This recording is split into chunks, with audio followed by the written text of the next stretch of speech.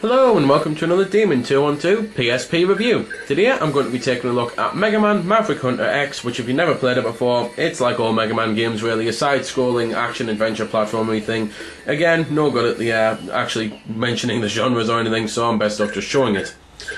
Stuff you've got at the start are things like new game and options, and I'm pretty sure that's it, because you might have demo, but movie comes along once you've unlocked it and it allows you to view the cutscenes and that, and demo is obviously a demo of Mega Man Powered Up, which I'm hoping is coming out to download soon, because finding it on CD and disc or anything like that is a bit hard. But anyway, I'll get on to actually playing the game. So I'll go on to continue purely because then that way I can pretty much show everything off, including the second character. So I'll start with Mega Man because obviously he's Mega Man and this is a Mega Man game. The whole point is, you've got the training stage in the middle there, which is what you start on, and then once you beat that, you've got 8 different character stages, and the whole point is, like in all Mega Man games, you have to find the weak link, the one you can defeat with your normal weapon, then go on and kick the crap out of him, and then get his weapon and kick the crap out of the other bosses. You then unlock another 4 stages, which are the advanced boss ones, and it basically involves you beating every other boss that you've already beat, and etc, etc. As well as getting the weapons on the game from the bosses, though, you can also find items, and items include things like heart tanks, which increase how much energy you actually have, your actual bar of energy, so how many times you can get hit, which is in the top left corner. You should be able to see a ×2, which is your life, and then just underneath that is a yellow bar, which is my energy. You've then also got the ability to find energy tanks, which you can fill up by collecting bits of energy that fall out of the bad guys, and then use that to replenish your energy if you needed to.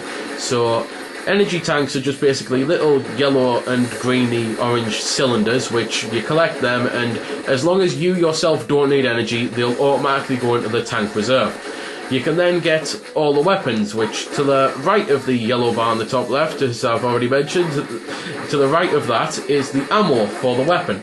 And basically, once you run out of ammo, that's it, but you can collect more, which are basically blue spheres like these, and obviously it just gives you more ammo so you can continue using the weapon. All of the weapons on this, including your specials now, it's not just your base weapon, have charge-up modes, and you can actually unlock better charge-ups depending on what you do in the game, because there's a couple upgrades for Mega Man, which you can get things like the ability to dash, you can get things like the ability to have a tougher head so rocks don't hurt your head, as you might have noticed here. If I stand still, then it won't actually hurt me. You can get just things like that. You can also get the very cool Hadouken, which, if you're sitting there thinking, has he lost his mind, that's Street Fighter? Well, it's the same dev, so they've included it. And it only works when you've got full energy, so I'll have to show it off on a different level, but I will show it off, because it does allow you to simply throw a fireball like as if you were Ryu. And it's very powerful and very, very cool. You can also, as you might have just saw there, get extra lives, and you can hold up to 9 of them, and it's just one of those things. You're best off stocking up as many as you can before you go into a boss, just to give you a few more attempts, really, to learn how to defeat them. There's then also these mech suits that you can get, which, depending on which character you are, depends on how the mech suits work. Basically, if you're Mega Man, they work normally. You can get hit a few times, then they blow up. You can jump out of them at any point if you want to. If you're the other guy, who, trying to remember his name out, Vile, if you're Vile, then they've got a timer on them, because they're actually an extension of his abilities, apparently, and therefore to be able to use it until you just got hit a few times would be sneaky and cheating, and it's just really crap how they do it, to be fair with that. It basically means that when you get them with Vile, you really have to be careful and make sure you use them to the fullest potential. So anyway, I've got full energy, and once you go back to your main weapon, you can just do the fireballs just like you would on Street Fighter. So down to diagonal to forward, so a quarter circle, and then the square button, your attack button, whatever you make your attack button to be. And it's very powerful and very useful. Now, I've mentioned the movie cutscenes, but basically you can skip them if you don't want to, and as you might have also noticed here, sometimes your weapons aren't just weapons. For example, I've currently equipped myself with a shield, so I'll have this shield for a little bit and won't take damage, which is pretty cool. But that's basically Mega Man, and that's how he works, and that's how the game works. When you play as Vile, there's a few things different, but the core gameplay pretty much isn't. One of the major differences is you get one less level as Vile, because the boss is totally different. And I'm not going to say what the boss is, who the boss is, I don't want to spoil anything. I'm also going to say that Vile works in a totally different way to Mega Man with his power-ups. Whereas Mega Man can just get the 8 guns and then use them whenever he wants, Vile has to actually, well, have a tactical loadout. You've basically got 3 weapons active at any one time, and you can just push different buttons to use them, and you can get missiles and all sorts of things, and I will go onto the actual screen to show how it all works. But you've got your machine gun type things, you've got punches that you can actually throw your fist out to attack the enemy, but I personally hate them. As I say, you've got the missiles, you've got all sorts of different bombs and flamethrowers and powerballs and things like that you can use, but the main game is still the same. You go around killing the enemies, get up to the end, kill the boss, and then use the right weapons to kill the boss. The Vile gameplay is actually quite disappointing, because with Mega Man it's always a challenge. With Vile, it's only a challenge until you kill the first boss. After that, I managed to breeze through the game, absolutely no problems at all. I barely died because Vile is too overpowered. That's pretty much the only way to actually class it. He's too good for the game. As you might have noticed though, Vile's ammo system is also a bit different because of the 3 weapons. Basically, he's got infinite but finite amounts, which sounds stupid. In other words, you can bash the buttons as fast as you want to use all your ammo, and then all you have to do is wait a few seconds and it'll be fully replenished.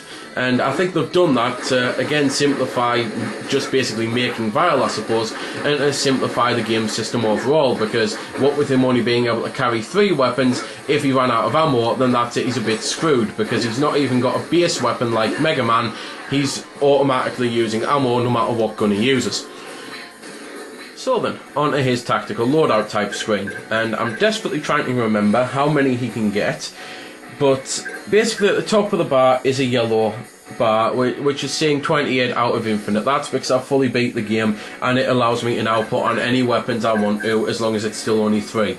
But until you've beat the game, you've got a limited amount of yellow bars you can use, and each weapon uses a different amount, and as you level up and beat bosses you get more, and I think it goes up to 32 overall until you've then beat the game when you get infinite. And to be fair, the most I think anything costs is 64, so double what you get.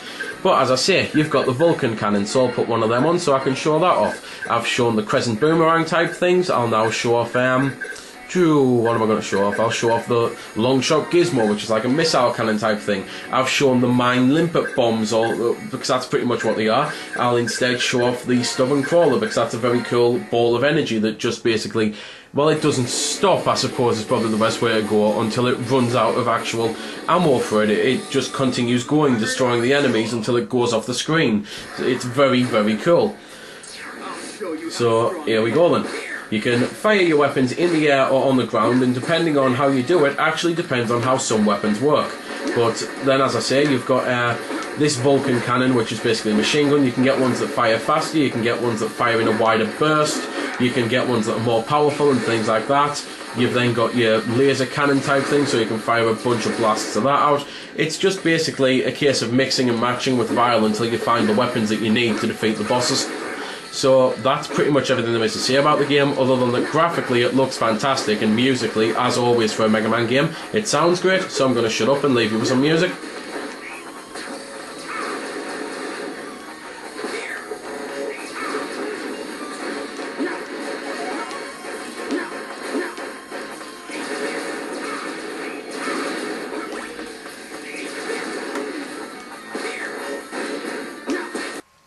So there we go then, that's been the review.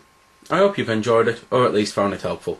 You might have noticed I didn't score the game. Well, that's because it's a matter of personal opinion, and yours may very well differ from my own. I'm just here to show you a bit about the game. If you like it or not, well, that's up to you. If you don't like it, or you do like it, feel free to comment. Also, if I haven't answered any of your questions that you may have had, I might have forgot something, or it might just be something obscure. Again, feel free to comment, ask, always willing to help out. Otherwise, if you don't like commenting on YouTube, head over to www.vc-forums.com, where you can chat with me and a bunch of other lads who love the VC, the WiiWare, and hell, even a lot of other systems. We cater to pretty much everything. You can just go there, have a chat about a game, ask about some games, etc. So until next time, this has been Demon212, signing off.